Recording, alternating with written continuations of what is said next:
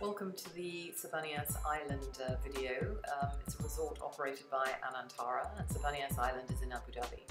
So the first thing you do is you get to the Anantara jetty in Jabal Dana, and from there you actually get a boat. This is the boat that we got. It's about a 20-minute journey. You can grab a coffee in the reception before you go. Your arrival after 20 minutes is this gorgeous tropical arrival where the vehicles will actually take you to your chosen accommodation. So basically we chose the Al Yam villas. There are 30 villas, single-story villas with either mangrove views, mangroves and the sea, or just the sea. We thought this was a beautiful view, and you will share your environment with neighbours like this gorgeous sand gazelle here.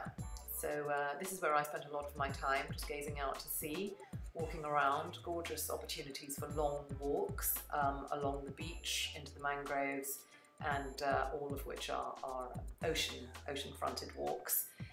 The architecture is very much in keeping with a tropical island, so the Anantara has done a great job of things like the place where the pool guy sits as well. Do take your diving shoes, because the sand in some places is a little bit sharp, because there are lots of beautiful shells and tiny pieces of kind of fossils, so you'd be better off taking your diving shoes, especially for little children as well. Lots of gorgeous bird life on the island, so if you've got binoculars or SLR cameras, do take them. Now's the chance to use them. A honeymoon couple were eating breakfast one morning and filled their table with breakfast and went off to the dining room, and these birds were about to share breakfast with them, but anyway, I got my shot and then I shooed the birds away, so their breakfast was basically saved. As I said, the mangroves as well form a huge part of the ecosystem on Savannah Yas Island, and it's lovely that there's so much greenery. If you didn't want to stay at the Al Yam villas, then I recommend the Al Sahel villas. So these are done in a sort of African safari lodge type villa room, and I think children would absolutely love this. We go to Kenya for a lot of our holidays, so we preferred the beach part of it, but a beautiful savannah type architecture. So in terms of the activities you can do, there are plenty of things you can do on the island. If you only had to choose one, I would highly recommend the game drive, 250 dirhams a person, well worth it.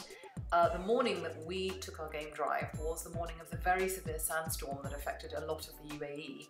So all my pictures came out with this sort of slightly yellow tinge, but we saw cheetahs, we saw all sorts of different sand gazelles, we saw goats, Barbary goats, we saw giraffe and peacocks as well. And literally in the afternoon, this was the view that we had. So everything had cleared away and we were back to our hanging out on the beach, relaxing.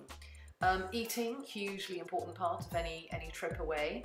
I think one of our best meals was actually at the Savannah Grill in the Al Sahel complex. We ate, I had a fantastic small fillet of fish, some chunky chips and some homemade coleslaw, all for 50 dirhams, together with something rosé to drink for 35, followed by a fabulously hot decaffeinated coffee with hot milk.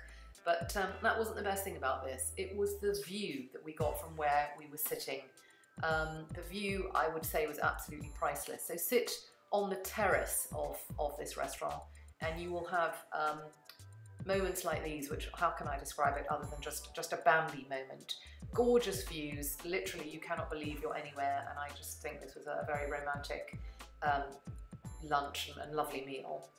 But I think at the end of the day, we're very privileged to be able really to share the environment, the home of the animals, because it's a beautiful wildlife and nature reserve, and we're very fortunate that the Anantara has done a great job of creating a place where we can share the environment with these animals. So go visit.